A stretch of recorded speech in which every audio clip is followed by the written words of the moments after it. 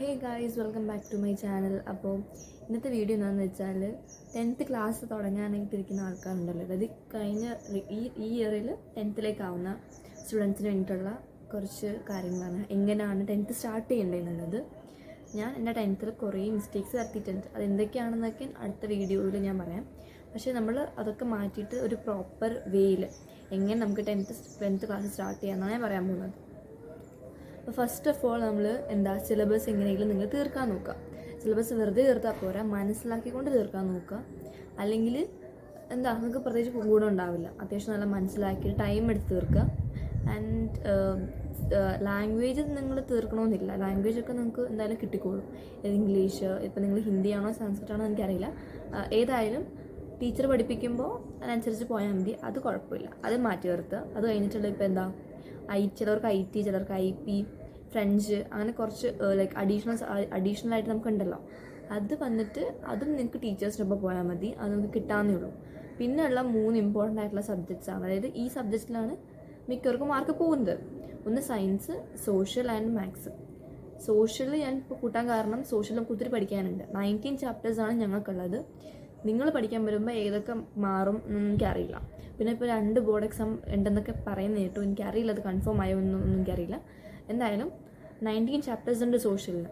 അപ്പോൾ ചാപ്റ്റേഴ്സൊക്കെ അത്യാവശ്യം ഈസിയാണ്. ലൈക്ക് സിവിക്സ്, എക്കണോമിക്സ്, അതൊക്കെ കംപ്ലീറ്റ്ലി ഈസിയാണ്. അതൊക്കെ നിങ്ങൾക്ക് പെട്ടെന്ന് കിട്ടാവുന്നേ ഉള്ളൂ.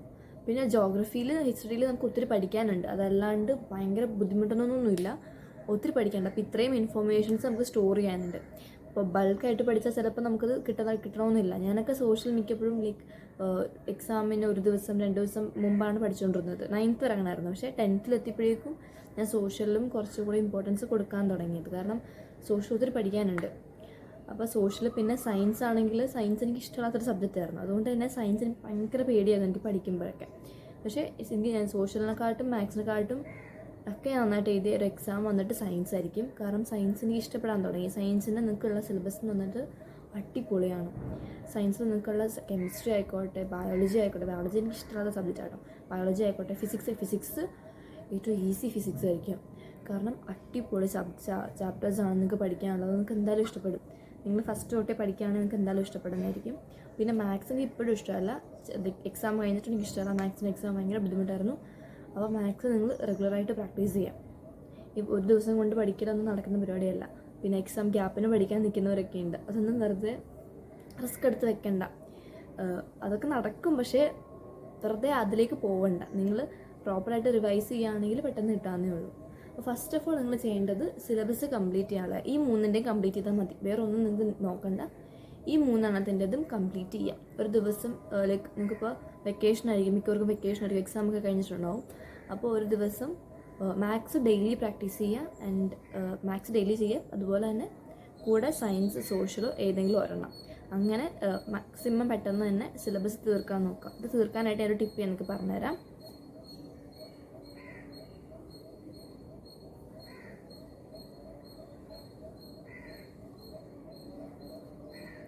നിങ്ങൾ 9th ഗ്രേഡേഴ്സിന് തന്നെ അറിയാവുന്നൊരു സാറായിരിക്കും ശോഭിത് നിർവാൻ സാറിൻ്റെ വീഡിയോസ് ഉണ്ട്. ഞങ്ങളെ പഠിപ്പിച്ചുകൊണ്ടിരുന്ന സമയത്ത് എക്സാമിൻ്റെ ടൈമിൽ, ബോർഡ് എക്സാമിൻ്റെ ടൈമിൽ സാറ് കുറേ മാരത്തോൺസ് ഒക്കെ എടുത്തിട്ടുണ്ടായിരുന്നു. അത് നിങ്ങൾ ഇപ്പോഴേ വേണമെങ്കിൽ കണ്ടോ. ഇപ്പോഴേ കണ്ടെന്ന് വെച്ചാൽ കുഴപ്പമൊന്നുമില്ല, നിങ്ങൾക്ക് നല്ല പ്രാക്ടീസ് കിട്ടും. ഞാൻ പറഞ്ഞുതരാം എവിടെ നിന്നാണ് കാണേണ്ടതെന്ന് ഞാൻ പറഞ്ഞുതരാം. സാർ 1 ഷോട്ട് ആയിട്ട് ഇട്ടിട്ടുണ്ട്. 1 മാസം മുമ്പ് ഒരു സ്ട്രീംഡ് 1 മന്ത് ട്രിഗ്നോമെട്രി ആയിട്ടാണ് സാറ് സ്റ്റാർട്ട് ചെയ്തിരിക്കുന്നത്. നിങ്ങൾക്ക് അതുകൊണ്ട് സ്റ്റാർട്ട് ചെയ്യണമെന്നൊന്നും നിർബന്ധമില്ല. നിങ്ങളുടെ ടെക്സ്റ്റ് ബുക്കിൽ ഓർഡർ, അതായത് റിയൽ നമ്പേഴ്സ് അല്ലേ ഫസ്റ്റ് ചാപ്റ്റർ, അതിൽ നിന്ന് തന്നെ തുടങ്ങാം. ഇവിടെ കാണിച്ചു തരാം. 1 ഷോട്ടായിട്ട് ഇട്ടിട്ടുണ്ട്.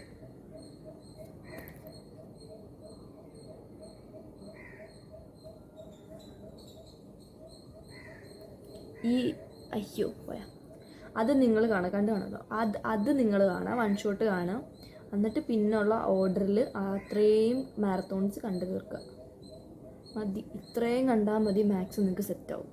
മാത്സ് വേണമെങ്കിൽ അത്യാവശ്യം നല്ല സമയം എടുത്തായാലും നിങ്ങൾക്ക് തീർക്കാൻ പറ്റും. കാരണം സാറ് പഠിപ്പിക്കുന്നത് ഭയങ്കര ആ മാരത്തോൺസ് പോലും അത്ര നല്ല ലെങ്ത്തുള്ള മാരത്തോൺസാണ്. നിങ്ങൾക്ക് ഒട്ടും ടൈമില്ല, പെട്ടെന്ന് തീർക്കണമെന്നാണെങ്കിൽ വേണമെങ്കിൽ ആ 1 ഷോട്ട് ലെക്ചർ സ്കിപ്പ് ചെയ്യാം. അത് സ്കിപ്പ് ചെയ്തിട്ട് അത് പിന്നെ വേണം എപ്പോഴെങ്കിലും കണ്ടാൽ മതി. അത് സ്കിപ്പ് ചെയ്തിട്ട് ഈ സ്റ്റേജ് 1 മാരത്തോൺ കാണാം. Stage 1 maths marathon. അത് സ്റ്റാർട്ട് ചെയ്തിരിക്കുന്ന sir trigonometry, real numbers, polynomials വെച്ചിട്ടാണ്. ഈ 3 ചാപ്റ്റർ വെച്ചിട്ടാണ് അത് സ്റ്റാർട്ട് ചെയ്തിരിക്കുന്നത്. നിങ്ങൾക്ക് ഇത് കാണാം. 7 hours ലെക്ചറാണത്. റെക്കോർഡ് ലെക്ചറാണ്. ഇത് വെച്ച് നിങ്ങൾക്ക് സ്റ്റാർട്ട് ചെയ്യാൻ വേണമെങ്കിൽ ഇത് വെച്ച് സ്റ്റാർട്ട് ചെയ്താലും ഈ ഒരു ഓർഡറിൽ ഫുൾ കണ്ട് തീർക്കുക. എന്നിട്ട് 1 ഷോട്ട് വീണ്ടും വേണമെങ്കിൽ നിങ്ങളുടെ സ്കൂളൊക്കെ സ്റ്റാർട്ട് ചെയ്തിട്ട് കാണാം. ഇത് കണ്ട് തീർത്താൽ ഡെഫിനറ്റ്ലി നിങ്ങൾക്ക് മാത്സ് ഭയങ്കര ഈസി ആയിട്ട് ഫീൽ ചെയ്യും. കാരണം സാറ് നല്ല ക്വസ്റ്റ്യൻസാണ് പ്രാക്ടീസ് ചെയ്തിരിക്കുന്നത്. അത് നിങ്ങൾ എന്തായാലും കണ്ടു തീർക്കുക. അതുപോലെ തന്നെ സയൻസിന് പ്രശാന്ത് സാറ്, പിന്നെ സോഷ്യൽ ദിഗ്രാജ് സാർ. അതാണ് ഞാൻ ഫോളോ ചെയ്തേക്കുന്നത്. അവരെയൊക്കെ തന്നെയാണ്. സോഷ്യൽ പക്ഷേ അധികം ഒന്നും ലെക്ചേഴ്സിലേക്ക് ഡിപ്പെൻഡ് ആയിട്ടില്ല. ഞാൻ 4 മണിക്കത്തെ ലൈവൊക്കെ കണ്ടിട്ടൊക്കെയാണ് പോയത്. പിന്നെന്താ സയൻസ് നിങ്ങൾ ലൈക്ക് 1 ഷോട്ട് ലെക്ചർ കണ്ടതിന് ശേഷം വേറെ ഏതെങ്കിലും ഒരാളുടെ 1 ഷോട്ട് കാണുക, അല്ലെങ്കിൽ നിങ്ങൾക്ക് ടെക്സ്റ്റ് ബുക്ക് വായിച്ചാൽ മനസ്സിലാക്കാന്നേ ഉള്ളൂ. പക്ഷേ ഫസ്റ്റ് ടൈം വായിക്കുമ്പോൾ നിങ്ങൾക്ക് ഡിഫിക്കൽട്ടായിട്ട് തോന്നും. ഫസ്റ്റ് ചാപ്റ്ററൊക്കെ ഡിഫിക്കൽട്ടായിട്ട് തോന്നും. പക്ഷേ സയൻസിൽ ഞാൻ പറയാം, കെമിക്കൽ റിയാക്ഷൻസ് ആൻഡ് ഇക്വേഷൻസ് ആണ് ഏറ്റവും ഈസി ആയിട്ടുള്ള ചാപ്റ്റർ. ആ ടെക്സ്റ്റ് ബുക്കിൽ ഏറ്റവും ഈസി ആയിട്ടുള്ള ചാപ്റ്റർ അതും, പിന്നെ ലാസ്റ്റിലത്തെ ചാപ്റ്റേഴ്സൊക്കെയാണ് ഏറ്റവും ഈസി ആയിട്ടുള്ളത്. ആൻഡ് ഭയങ്കര എളുപ്പമാണ്, അടിപൊളിയാണ് സയൻസ്. ഞാൻ ആദ്യം തൊട്ടേയും വരെയൊക്കെ പഠിച്ചിരുന്നത് ഇങ്ങനെ ഫേവറേറ്റ് ആയിരുന്നു സയൻസ്. കാരണം അത്രയ്ക്ക് അടിപൊളിയാണ് 10th സയൻസ്. പിന്നെ നിങ്ങൾ ചാപ്റ്റേഴ്സ് തീർത്തതിന് ശേഷം സാറിൻ്റെ ഗോഡ് സീരീസ് തൊട്ട് തുടങ്ങുക. ഗോഡ് സീരീസ് തൊട്ട് തുടങ്ങിയിട്ട് കംപ്ലീറ്റ് തീർക്കുക. അല്ലെങ്കിൽ നിങ്ങൾക്ക് chemistry 1 shot, physics 1 shot, biology 1 shot എന്ന് പറഞ്ഞിട്ട് എടുപ്പുണ്ട്. അത് കണ്ട് തീർത്തിട്ട് ഗോഡ് സീരീസിലേക്ക് കിടക്കുക. ഗോഡ് സീരീസ് തീർത്തിട്ട് ശേഷം എൻഡ് ഗെയിം ഉണ്ട്. അതാണ് ഞങ്ങളുടെ 4 മണിക്കത്തെ ലൈവ്. അത് കാണാം. തീരും, നിങ്ങളുടെ സയൻസ് അവിടെ തീരും. സോഷ്യൽ ഇതുപോലെ തന്നെ ദിഗ്രാജ് സാറിൻ്റെ ഉണ്ട്. ഹിസ്റ്ററി 1 ഷോട്ട്, സിവിക്സ് 1 ഷോട്ട്, അങ്ങനെ അത് കണ്ട് തീർക്കുക. പിന്നെ സെൽഫ് സ്റ്റഡി വളരെ ഇമ്പോർട്ടൻ്റ് ആണ്. ഇതിൽ മാത്രം റിലൈ ചെയ്തിട്ട് കാര്യമില്ല. കാരണം നിങ്ങൾക്ക് ഇപ്പോൾ ഞാൻ പറഞ്ഞുതരാം, ഞാൻ ഒരു ദിവസം മുമ്പ് 2 ദിവസം മുമ്പ് പഠിച്ചുകൊണ്ടിരുന്നതാണ്. പക്ഷേ അത് നമ്മുടെ ഷോർട്ട് ടേം മെമ്മറിയിലേ നിൽക്കുള്ളൂ. ലോങ് ടേം മെമ്മറിയിലേക്ക് അതാണെങ്കിൽ നിങ്ങൾ റെഗുലറായിട്ട് അത് പഠിക്കണം, പ്രാക്ടീസ് ചെയ്യണം. അപ്പോൾ നിങ്ങൾ സ്റ്റാർട്ടിങ് തൊട്ടേ ഇതിങ്ങനെ പഠിച്ച് വരികയാണെങ്കിൽ കിട്ടാവുന്നതേ ഉള്ളൂ. ഞാൻ സയൻസും ഹിന്ദിയും സാൻസ്ക്രിറ്റും അല്ലെങ്കിൽ ഐ പി അതൊന്നും ഞാൻ പറയാത്ത, IP അല്ലല്ലോ AI, ഞാൻ IP എന്നായി ഫസ്റ്റ് തൊട്ട് പറഞ്ഞിട്ടുണ്ടായിരുന്നു. അല്ലെങ്കിൽ AI. ഓക്കെ, AI ഒക്കെ പെട്ടെന്ന് കിട്ടാവുന്നേ ഉള്ളൂ. വലുതായിട്ട് നമ്മൾ അതിന് ഇത് കൊടുക്കേണ്ട ആവശ്യമില്ല. എനിക്ക് സാൻസ്ക്രിറ്റ് പാടായിരുന്നു എന്ന് വെച്ചിട്ട് നിങ്ങൾക്ക് അങ്ങനെ ആയിരിക്കണമെന്നില്ല. സാൻസ്ക്രിറ്റ് ഞാൻ സിമ്പിളായിരിക്കും. വേറൊരാളുടെ വാക്ക് കേട്ടെടുത്താണ് സാൻസ്ക്രിറ്റ് എന്ന് പറയുന്നത്. വാക്ക് കേട്ടെടുത്തല്ല, എൻ്റെ എല്ലാ ഫ്രണ്ട്സും സാൻസ്ക്രിറ്റ് എടുക്കുന്നത്. അപ്പോൾ എനിക്കൊരു കൊതി എന്നല്ല, അവരുടെ ക്ലാസ്സിൽ തന്നെ ആവാമല്ലോ എന്നുള്ളൊരു ഇൻറ്റൻഷൻ കൊണ്ട് മാത്രം എടുത്തതാണ് സാൻസ്ക്രിറ്റ്. ഞാൻ ഇപ്പോഴും റിഗ്രറ്റ് ചെയ്യുന്നുണ്ട്. ഹിന്ദി എടുത്താൽ മതി എന്ന് എനിക്ക് ഇപ്പോഴും തോന്നാറുള്ള ഒരു കാര്യമാണ്. ഹിന്ദി എടുത്തിരുന്നെങ്കിൽ ഞാൻ എന്താ പഠിക്കുന്നതെന്നെങ്കിലും എനിക്ക് മനസ്സിലായേനെ. സാൻസ്ക്രിറ്റ് എനിക്ക് പ്രോപ്പറായിട്ട് വായിക്കാൻ പോലും ചില സമയത്ത് കിട്ടാറില്ല. കുറച്ച് വേർഡ്സൊക്കെ നമുക്ക് ഇങ്ങനെ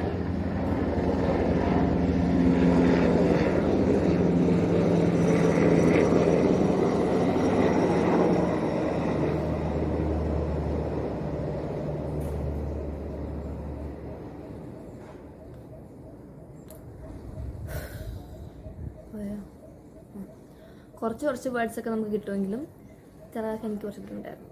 അതുകൊണ്ട് നിങ്ങൾ അതൊന്നും കേൾക്കുന്നു. ഞാൻ എന്തൊക്കെയാണ് വിഷയത്തിൽ നിന്ന് തന്നെ മാറുന്നു. അപ്പോൾ നിങ്ങൾ സിലബസ് തീർത്തതിന് ശേഷം ടീച്ചേഴ്സ്, നിങ്ങൾ ട്യൂഷന് പോകുന്നവരുണ്ടാവും, പോകാത്തവരുണ്ടാവും. പക്ഷെ ട്യൂഷന് പോകുന്നത് വലിയ കുഴപ്പമില്ല, ഒന്നും നല്ലതാണ്. അതിനകത്തിലേക്ക് ഞാൻ പറഞ്ഞുതരാം.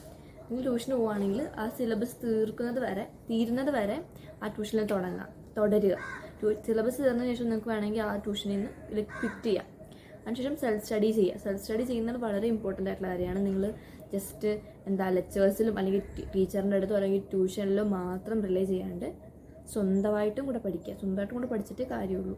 ഞാൻ മാത്സിൽ ചെയ്ത ഏറ്റവും വലിയ മണ്ടത്തരമായിരുന്നു ലെക്ചേഴ്സ് മാത്രം ഡിപ്പെൻഡ് ചെയ്തിട്ട് പ്രോപ്പറായിട്ടും സെൽഫ് സ്റ്റഡി നടത്താത്തത്. അതായത് സ്വന്തമായിട്ടിരുന്ന് നോക്കാണ്ട് പ്രാക്ടീസ് ചെയ്യാത്തത്. ഞാൻ ലെക്ചേഴ്സ് നോക്കുകയാണെങ്കിൽ പോലും പ്രോപ്പറായിട്ട് പ്രാക്ടീസ് ചെയ്തിട്ടുണ്ട്. അതായത് അവർ തരും ക്വസ്റ്റ്യൻ, അതേ ഞാൻ സ്വന്തമായിട്ട് ചെയ്യും. ആൻഡ് എന്തെങ്കിലും മിസ്റ്റേക്സ് ഉണ്ടോ എന്ന് അറിയാനായിട്ട് ഫർദർ ലെക്ചർ കാണും. അങ്ങനെ ചെയ്തുകൊണ്ടിരുന്നത്.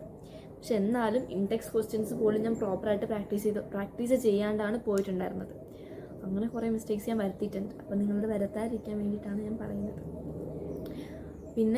പിന്നുള്ളൊരു കാര്യം എന്താണ്, ടീച്ചേഴ്സ് ഉണ്ടാവുമല്ലോ, ടീച്ചേഴ്സിൻ്റെ ഒപ്പം തന്നെ പോകാൻ നോക്കുക, അല്ലെങ്കിൽ എൻ്റെ മേളിൽ പോകാൻ നോക്കുക. ടീച്ചേഴ്സ് നിങ്ങളെ പഠിക്കുന്ന സമയത്ത് ക്ലാസ്സിൽ ശ്രദ്ധിച്ചിരിക്കാൻ നോക്കുക. കാരണം 10th നിങ്ങൾക്ക് ഒരിക്കലും ഒട്ടും പഠിപ്പിക്കാത്ത അല്ലെങ്കിൽ ലൈക്ക് അത്ര ഒത്തിരി മോശമായിട്ടുള്ള ടീച്ചേഴ്സൊന്നും നിങ്ങൾക്ക് തരത്തില്ല. നല്ല ടീച്ചേഴ്സിനായിരിക്കും തരാൻ പോകുന്നത്. ഞങ്ങളുടെ സ്കൂളിലൊക്കെ 10th ഞങ്ങൾക്ക് തന്നിരിക്കുന്ന ടീച്ചേഴ്സ് എന്ന് വെച്ചാൽ ബെസ്റ്റ് ആയിരുന്നു.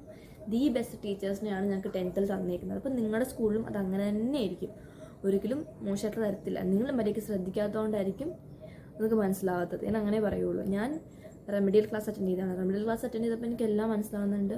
ഞാൻ നോർമൽ ക്ലാസ് അറ്റൻഡ് ചെയ്തപ്പോഴേക്കും എനിക്ക് മനസ്സിലാവാത്തതുണ്ടായിരുന്നു ഒരു ടീച്ചറിനെ. അപ്പോഴാണ് എനിക്ക് മനസ്സിലായത് ഞാൻ പ്രോപ്പറായിട്ട് ക്ലാസ് ശ്രദ്ധിക്കാത്തതുകൊണ്ടാണ്. ഇത്രയും പിള്ളേർ കുറേ നോർമൽ ക്ലാസ് ആണെങ്കിൽ ഞാൻ പറഞ്ഞാൽ കുറേ പിള്ളേരുണ്ടാവും, ടീച്ചേഴ്സിന് ഇൻഡിവിജ്വൽ അറ്റൻഷൻ കൊടുക്കാൻ പറ്റത്തുണ്ടാവില്ല. എല്ലാ പിള്ളേരെയും കൺട്രോൾ ചെയ്യാൻ ചില ന്യൂ ടീച്ചേഴ്സിനൊന്നും പറ്റത്തില്ല. അവരൊന്നും എക്സ്പീരിയൻസ് ആയിട്ട് വരുന്നേ ഉള്ളൂ. അപ്പോൾ ആ ടൈമിൽ ആ ഒരു ബുദ്ധിമുട്ടുണ്ടായിരുന്നു. ചില സ്റ്റുഡൻസിനാണെങ്കിലും ടീച്ചേഴ്സിൻ്റെ അടുത്ത് ഓപ്പണായിട്ട് പറയാൻ ബുദ്ധിമുട്ടുണ്ടായിരുന്നു. അങ്ങനെ കുറച്ച് പ്രശ്നങ്ങളുണ്ടായിരുന്നു. പക്ഷേ റെമഡിയലിലേക്ക് വന്നപ്പോഴേക്കും കുറച്ച് പിള്ളേരേ ഉള്ളൂ. അതായത് ഒരു 15 കൂടുതൽ പോവില്ല, അത്രയും പിള്ളേരുണ്ടാവുള്ളൂ. 15 കുറച്ച് പിള്ളേരുള്ളൂ, 15 പോലും ഇല്ല, ഒരു 12, 10 അത്രയും പിള്ളേരൊക്കെ ഉള്ളൂ. അപ്പോൾ ഒരു ക്ലാസ് റൂമിൽ അത്രയും പിള്ളേരാകുമ്പോഴേക്കും നമ്മുടെ ടീച്ചറിന് നമ്മളെ നന്നായിട്ട് നോക്കാൻ പറ്റും. പിന്നെ നമുക്കും ക്വസ്റ്റ്യൻ ചോദിക്കുന്നതിലോ അല്ലെങ്കിൽ കാര്യങ്ങളൊക്കെ ടീച്ചേഴ്സിനടുത്ത് പറയുന്നതിന് വലിയ കുഴപ്പമുണ്ടാവില്ല. അത് നമ്മുടെ പേസ്റ്റുള്ള ആൾക്കാരാണ് നമ്മുടെ കൂടെ ഇരിക്കുന്നത്. അവർക്ക് ചിലപ്പോൾ ആ സെയിം ഡൗട്ട് ഉണ്ടാവും. അപ്പോൾ നമുക്ക് കാര്യങ്ങൾ ചോദിക്കുന്നതിനും ഒന്നിനും ഒരു ബുദ്ധിമുട്ടുണ്ടാവില്ല. അപ്പോൾ നിങ്ങൾക്കും എന്തെങ്കിലും ഡൗട്ടോ എന്തെങ്കിലുമൊക്കെ ഉണ്ടെങ്കിൽ ടീച്ചേഴ്സിൻ്റെ അടുത്ത് ചോദിക്കുക. 10th ആയതുകൊണ്ട് തന്നെ നിങ്ങൾക്ക് സ്പെഷ്യൽ കെയർ ഉറപ്പായിട്ടും കിട്ടുന്നതായിരിക്കും. നിങ്ങൾ ചോദിച്ചാൽ ടീച്ചേഴ്സ് പറയാനായിട്ട് റെഡി ആയിരിക്കും. ഇപ്പം നിങ്ങളുടെ ടീച്ചറിനെ കിട്ടിയില്ലെങ്കിൽ ആ സബ്ജക്റ്റ് പഠിപ്പിക്കുന്ന തന്നെ വേറെ ടീച്ചേഴ്സ് ഉണ്ടെങ്കിൽ അവരോട് ചോദിക്കാം. പിന്നെ ടീച്ചേഴ്സ് പറയുന്ന കുറച്ച് കാര്യങ്ങളുണ്ടാവും, അവർക്ക് എക്സ്പീരിയൻസ് ഉണ്ടാവുമല്ലോ, പഠിപ്പിക്കുന്ന ടീച്ചേഴ്സിന് എക്സ്പീരിയൻസ് ഉണ്ടാവും. അപ്പോൾ അവർ പറയുന്നത് കേൾക്കുക, അവർക്ക് അറിയാം ഏതൊക്കെ ക്വസ്റ്റ്യൻസ് ആണ് ഏറ്റവും ഇമ്പോർട്ടൻറ്റ്, അങ്ങനെയൊക്കെ. പിന്നെ നിങ്ങൾക്ക് തരുന്ന ക്വസ്റ്റ്യൻ പേപ്പേഴ്സ് റെഫർ ചെയ്യുക. എൻ്റെ ഇപ്പോഴും ഇരിപ്പുണ്ട്. 10th എൻ്റെ കംപ്ലീറ്റ് ക്വസ്റ്റ്യൻ പേപ്പർ എൻ്റെ ഫയലിൽ ഇപ്പോഴും ഇരിപ്പുണ്ട്. അതെന്തായാലും എൻ്റെ 10th കഴിയുമ്പോഴേക്കും ഞാൻ പാസ്സാവുമല്ലോ എന്നൊക്കെ അറിഞ്ഞതിന് ശേഷം എനിക്ക് കൊടുക്കാനുള്ളതാണ്. 9th എനിക്കിവിടെ എൻ്റെ ക്വാർട്ടേഴ്സിലുണ്ട് കുറേ പിള്ളേർ 10th അപ്പോൾ അവർക്ക് കൊടുക്കുന്നതായിരിക്കും. എൻ്റെ ട്യൂഷനിൽ തന്നെ ഉണ്ട്. ഞാൻ 10th ട്യൂഷൻ സ്റ്റാർട്ട് ചെയ്തത് എപ്പോഴാണ്? ജാനുവരി തൊട്ടാണ്. ജാനുവരി 1 തൊട്ട് ഞാൻ ട്യൂഷൻ വന്നു തുടങ്ങിയതാണ്. 3 മാസം ഞാൻ പോയിട്ടുള്ളൂ. And the tuition was really good. ആ ട്യൂഷൻ കാരണം എനിക്ക് പ്രോപ്പർ പ്രാക്ടീസ് കിട്ടി. ഇത്രയും നല്ലാത്ത പ്രോഗ്രസ് എനിക്ക് വരാൻ തുടങ്ങി. കാരണം ട്യൂഷൻ കാരണം ഞാൻ വീട്ടിൽ പോയിട്ട് പഠിക്കുന്നുണ്ട്. കാരണം ട്യൂഷൻ ചേച്ചി എനിക്ക് പിറ്റേ ദിവസം വന്ന് ചോദിക്കുമല്ലോ, അത് പറയാൻ വേണ്ടിയിട്ട് ഞാൻ വീട്ടിൽ നിന്ന് പഠിക്കാറുണ്ട്. അപ്പോൾ അത് കാരണം ഞാൻ പഠിക്കാറുണ്ട്. പിന്നെ അവിടെ നിന്ന് കുറേ നമുക്ക് ഫ്രണ്ട്സിനെ കിട്ടും, അവർ കാരണം ഞാൻ പഠിക്കാറുണ്ട്. അവരുടെ ഞങ്ങളുടെ റിസോഴ്സസ് ഷെയർ ചെയ്യാറുണ്ട്. നമുക്ക് 10th കുറേ റിസോഴ്സസ് അവൈലബിൾ ആണ്. ഞാൻ നിങ്ങളോട് പറയുന്നത് ഇപ്പോഴേ ഒന്നും വാരി കൂട്ടി വെക്കരുത്. ഫസ്റ്റ് സിലബസ് കംപ്ലീഷൻ ആണ് ഏറ്റവും ഇമ്പോർട്ടൻറ്റ്. സിലബസ് കംപ്ലീറ്റ് ചെയ്തതിന് ശേഷം നിങ്ങൾക്ക് എന്തെങ്കിലും മിനി പ്രാക്ടീസ് ചെയ്യാനാണെങ്കിലും സാമ്പിൾ പേപ്പർ പ്രീവിയസ് ഇയർ എന്ന് ചോദിക്കുകയാണെങ്കിൽ ഞാൻ പ്രീവിയസ് ഇയറിനെ പറയുള്ളൂ. കാരണം CBSE റിപ്പീറ്റഡ് ക്വസ്റ്റ്യൻസ് ആണ് എപ്പോഴും ചോദിക്കുന്നത്. ഞാൻ യൂസ് ചെയ്തത് സ്കോർ 100 ആണ്. ഞാൻ നിങ്ങൾക്ക് റെക്കമെൻഡ് ചെയ്യുന്നത് സ്കോർ 100 ആണ്. പിന്നെ അതുപോലെ തന്നെ നല്ലതാണ് ഓസ്വാളൊക്കെ. എൻ്റെ ടീച്ചർ ഞങ്ങളെ പഠിപ്പിക്കാനായിട്ട് യൂസ് ചെയ്യുന്നത് ഓസ്വാളാണ്. അതുകൊണ്ടാണ് ഞാനത് പറയുന്നത്. എൻ്റെ സയൻസ് ടീച്ചർ യൂസ് ചെയ്തത് ഓസ്വാളാണ്. പുള്ളിക്കാരി ക്വസ്റ്റ്യൻസ് ഒക്കെ എവിടെയും കാണാത്ത ഡിഫറെൻറ്റ് ക്വസ്റ്റ്യൻസ് ഒക്കെ ഉണ്ടാവുമല്ലോ. അപ്പം ഞങ്ങൾക്ക് പ്രാക്ടീസ് ചെയ്യാത്ത ഏതെങ്കിലും ക്വസ്റ്റ്യൻ ഉണ്ടോ എന്നൊക്കെ നോക്കാനായിട്ട് ഓസ്വാൾ വാങ്ങിച്ചിട്ടുണ്ടായിരുന്നു. ആൻഡ് അത് റെഫർ ചെയ്തിട്ട് ഞങ്ങളെ പഠിപ്പിച്ചിട്ടുണ്ടായിരുന്നു. അതുകൊണ്ടാണ് ഓസ്വാൾ ഞാൻ പറയുന്നത്. അതുപോലെ തന്നെ സ്കോർ 100, എഡുക്കാർഡ്, അങ്ങനെ കുറേ റിസോഴ്സസ് അവൈലബിൾ ആണ്. എല്ലാം ഏകദേശം ഒരുപോലെ തന്നെ ആയിരിക്കും കേട്ടോ.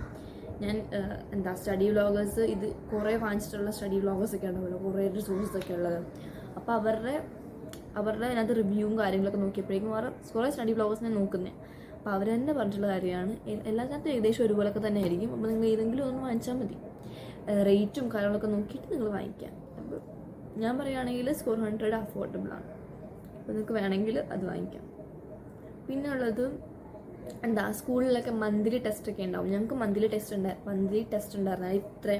ഈ ഒരു മാസം ഇത്രയും പഠിപ്പിച്ചു, അതിൻ്റെ ടെസ്റ്റ് ആ മാസം തന്നെ ഉണ്ടാവും. അപ്പോൾ അത് വളരെ നല്ല കാര്യമാണ്. അതിന് നിങ്ങൾക്ക് ഏറ്റവും അടിപൊളി മാർക്ക് വാങ്ങിക്കാൻ പറ്റും. 10th ടെസ്റ്റുകൾക്കൊക്കെ നിങ്ങൾക്ക് എളുപ്പത്തിൽ മാർക്ക് വാങ്ങിക്കാൻ പറ്റും. പ്രീ ബോർഡിന് വാങ്ങിക്കാൻ പറ്റില്ല. ഞാൻ അത് പറഞ്ഞായിരുന്നു. പ്രീ ബോർഡിന് നിങ്ങൾക്ക് ഒരിക്കലും ഫസ്റ്റ് പ്രീ ബോർഡിനൊന്നും അത്രയ്ക്ക് നല്ല മാർക്ക് വാങ്ങിക്കാൻ പറ്റണമെന്നില്ല. ഹാഫ് ഇയർലി പ്രീ ബോർഡിനായിരിക്കും നിങ്ങൾക്ക് ഏറ്റവും കൂടുതൽ മാർക്ക് കുറയാൻ ഏറ്റവും ചാൻസ് ഉള്ളതിനായിരിക്കും. ഇപ്പോഴും ഞാൻ പറയാം, അതിൻ്റെ മാർക്ക് കുറഞ്ഞെന്ന് കണ്ടിട്ട് വിഷമിക്കരുത്. ഞാൻ കുറേ വിഷമിച്ചേ, ഹാഫ് ഇയർലിക്ക് എനിക്ക് അത്ര ഉണ്ടായിരുന്നില്ല, പക്ഷെ ഇതിന് കുറഞ്ഞപ്പോൾ നല്ലപോലെ വിഷമം വന്നു. പ്രീ ബോർഡിനെ പ്രീ ബോർഡിൻ്റെ മാർക്ക് തന്നെ ആയിരിക്കില്ല എനിക്ക് ബോർഡ് എക്സാമിന് കിട്ടാൻ, ഇത് വെച്ചിട്ട് ഞാൻ എന്തെടുക്കാൻ പോകാമെന്നൊക്കെ. എനിക്ക് നല്ലപോലെ മാർക്ക് കുറഞ്ഞാണെന്ന് വെച്ചാൽ അതല്ല, മാത്സിൻ്റെ ഒക്കെ എൻ്റെ മാർക്കൊന്ന് കാണണം. മാത്സിൻ്റെ പിന്നില്ല, മാത്സ് മാത്രമല്ല സയൻസിൻ്റെ ഞാൻ പ്രീ ബോർഡിൽ വളരെ മോശം മാർക്ക് വാങ്ങിച്ചതാണ്. പക്ഷേ ബോർഡ് എക്സാമിന് അങ്ങനെയൊന്നും ആയിരുന്നില്ല. എനിക്കൊന്ന് മനസ്സിലായതുകൊണ്ടായിരിക്കും സിലബസും കാര്യങ്ങളൊക്കെ. റെമഡിയിൽ അറ്റൻഡ് ചെയ്യാൻ പറ്റുമെങ്കിൽ റെമഡിയിൽ അറ്റൻഡ് ചെയ്യുക. റെമഡിയിൽ അറ്റൻഡ് ചെയ്യുന്നത് കൊണ്ട് ഒരു കുഴപ്പമില്ല. നിങ്ങൾ സിലബസ് കംപ്ലീറ്റ് ചെയ്യുകയാണെങ്കിൽ നിങ്ങൾക്ക് റെമഡിയിൽ അറ്റൻഡ് ചെയ്താൽ ഒരു കുഴപ്പമില്ല. ടീച്ചറിനോട് പറഞ്ഞാൽ മതി എനിക്ക് റെമഡിയിൽ അറ്റൻഡ് ചെയ്യണമെന്ന്. നിങ്ങളുടെ പേര് ലിസ്റ്റിലില്ലെങ്കിലും പറഞ്ഞാൽ അവർ കേട്ടായിരിക്കില്ലെന്ന് എനിക്ക് തോന്നുന്നില്ല, എന്തായാലും സമ്മതിക്കും. ഞങ്ങളുടെ സ്കൂളിൽ സമ്മതിച്ചിട്ടുണ്ടായിരുന്നു, റെമഡിയിൽ ഇല്ലാത്ത ആൾക്കാർക്കും അറ്റൻഡ് ചെയ്യാൻ പറ്റും, അല്ലാത്തവർക്ക് സ്കൂളിൽ തിരിച്ച് പോകാൻ പറ്റും. പിന്നെ വെക്കേഷനും കാര്യങ്ങളൊക്കെ ഉണ്ട്, ആ സമയത്തും പഠിക്കാൻ പറ്റും. കുറേ നിങ്ങൾക്ക് പഠിക്കാനായിട്ട് അവസാനം സമയമുണ്ട് എന്ന് വെച്ചിട്ട് ആ സമയം വരെ വെയിറ്റ് ചെയ്യാണ്ട് ആദ്യമേ പഠിച്ച് പോവുകയാണെങ്കിൽ നിങ്ങൾക്ക് ഈ മാരത്തോൺസും പ്രോപ്പറായിട്ട് അറ്റൻഡ് ചെയ്യാൻ പറ്റും. ഞാൻ സിലബസ് പ്രോപ്പറായിട്ട് കംപ്ലീറ്റ് ചെയ്യാൻ പറ്റത്തുകൊണ്ട് മാരത്തോൺ അറ്റൻഡ് ചെയ്യലെന്ന് പറഞ്ഞാൽ എന്നെക്കൊണ്ട് വളരെ ബുദ്ധിമുട്ടായിരുന്നു. കാരണം മാരത്തോൺ അറ്റൻഡ് ചെയ്യണം, എൻ്റെ സിലബസ് കംപ്ലീറ്റ് ചെയ്യണം, എനിക്ക് സെൽഫ് സ്റ്റഡി ചെയ്യണം, റിവൈസ് ചെയ്യണം, പ്രീവിയസ് ഇയർ ക്വസ്റ്റ്യൻ പേപ്പർ ചെയ്യണം, അങ്ങനെ കുറേ കാര്യങ്ങളും ഉണ്ട്. ഞാൻ ഫെബ്രുവരി മാർച്ച് ജാനുവരി ഈ 3 മാസത്തിൽ ഞാൻ എത്രത്തോളം സ്ട്രെസ് അനുഭവിച്ചെന്ന് എനിക്കറിയത്തുള്ളൂ. സ്ട്രെസ്, ആൻസൈറ്റി എല്ലാം കൊണ്ട് വട്ട് പിടിച്ചൊരു സ്റ്റേജ് ആയിരുന്നു. ലൈക്ക് എനിക്ക് ചിരിക്കണോ കരയണോ എന്ന് അറിയാൻ പാടാത്തൊരു സ്റ്റേജ് ആയിരുന്നു. ഭയങ്കര ഒരു വല്ലാത്തൊരു സ്റ്റേജ് ആയിരുന്നു. അത് നിങ്ങൾ എത്താതിരിക്കാൻ വേണ്ടിയാണ് ഞാനിപ്പോൾ പറയുന്നത്. മാക്സിമം പെട്ടെന്ന് സിലബസ് കംപ്ലീറ്റ് ചെയ്യാൻ നോക്കുക. ഭയങ്കര ആളെ തന്നെ വട്ടാക്കുന്നൊരു സ്റ്റേജാണത്. കാരണം നമുക്ക് തന്നെ ഒരു ഇത് തോന്നുമല്ലോ, അയ്യോ ഞാനെങ്ങാണം മാർക്ക് പറഞ്ഞാൽ ആൾക്കാരൊക്കെ എന്ത് വിചാരിക്കും അങ്ങനെയൊക്കെ. എനിക്ക് റിസൾട്ട് വരുന്ന സമയത്ത് സിറ്റുവേഷൻസൊക്കെയാണ്, സിനാരിയോസൊക്കെ എൻ്റെ മനസ്സിലേക്ക് തന്നെ വരാൻ തുടങ്ങി. അതുകൊണ്ട് തന്നെ നിങ്ങൾ മാക്സിമം പെട്ടെന്ന് നിങ്ങളുടെ സിലബസ് കംപ്ലീറ്റ് ചെയ്യുക. സിലബസ് കംപ്ലീറ്റ് ചെയ്ത് കഴിഞ്ഞാൽ 10th ക്ലാസ് സ്റ്റാർട്ട് ചെയ്യുമ്പോഴേക്കും ഭയങ്കര സ്മൂത്തായിട്ട് പോകും. കാരണം നിങ്ങൾക്ക് ഓൾറെഡി സിലബസ് അറിയാം. പിന്നെ 10th നമ്മൾ കയറി ടീച്ചേഴ്സ് വന്നിട്ട് നിങ്ങൾക്ക് പഠിപ്പിക്കുന്നു. അപ്പം നിങ്ങൾക്ക് അറിയാവുന്ന കാര്യങ്ങൾ അവർ പറയുമ്പോഴേക്കും ഇതെനിക്ക് അറിയാവുന്നതല്ലേ എന്നുള്ളൊരു ഫീൽ വരും. പിന്നെ നമുക്ക് കൂടുതൽ മനസ്സിലാവാൻ തുടങ്ങും. പിന്നെ അത് കേട്ടിരുന്ന് പിന്നെ ടെസ്റ്റ് വരുന്നു. ടെസ്റ്റ് നിങ്ങൾക്ക് അറിയാവുന്ന കാര്യങ്ങളാണ്, വീട്ടിൽ പോയിട്ട് പഠിക്കുന്നു, പഠിച്ച കാര്യങ്ങൾ വീണ്ടും പഠിക്കുന്നു, അത് ടെസ്റ്റ് ഇടുന്നു. അപ്പോൾ നിങ്ങൾക്ക് റിവിഷൻ എന്ന് പറഞ്ഞാൽ കുറേ റിവിഷൻ കിട്ടും. 10th കുറേ റിവിഷൻ കിട്ടും. കാരണം ടെസ്റ്റ്, സ്കൂളിലെ ടെസ്റ്റ്, പിന്നെ നമ്മൾ പഠിക്കുന്നത്, ടീച്ചേഴ്സ് പഠിപ്പിക്കുന്നത്, ട്യൂഷൻ പഠിപ്പിക്കുന്നത്, ലൈക്ക് നിങ്ങളുടെ സാറുമാർ പഠിപ്പിക്കുന്നത്, അതെല്ലാം കൂടെ ആകുമ്പോഴേക്കും കംപ്ലീറ്റ് 10th നമുക്ക് ഭയങ്കര സ്മൂത്തായിട്ട് പോകാനുള്ള. പക്ഷേ ഞാൻ മര്യാദയ്ക്ക് പഠിക്കാത്തതുകൊണ്ടാണ് ഇതായത്. 10th ഞാൻ സ്റ്റാർട്ട് ചെയ്ത സമയത്ത് വരുത്തിയ മിസ്റ്റേക്സും കാര്യങ്ങളൊക്കെ ഉണ്ട്. അത് എന്തുകൊണ്ടാണ് അങ്ങനെ എൻ്റെ കുഴഞ്ഞ് മറിഞ്ഞത് 10th എന്നൊക്കെ ഞാൻ അടുത്ത വീഡിയോയിൽ പറയാം. അപ്പോൾ ഇന്നത്തെ വീഡിയോ ഇത്രയേ ഉള്ളൂ. Thanks for watching. ബൈ.